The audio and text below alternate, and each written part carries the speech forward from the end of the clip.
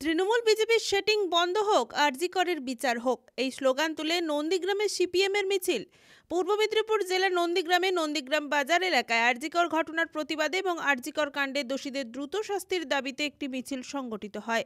মূলত দেখুন, আজকের আমাদের মিছিলের স্লোগান ছিল তৃণমূল বিজেপির সেটিং বন্ধ হোক, আরজি করের বিচার হোক। কারণ যে আরজি করের নৃশংস বর্বরচিত ঘটনার জন্য গোটা রাজ্য শুধু নয়, গোটা দেশ শুধু নয়, বিদেশের মাটিতেও প্রতিবাদে আছড়ে পড়েছিল মানুষ।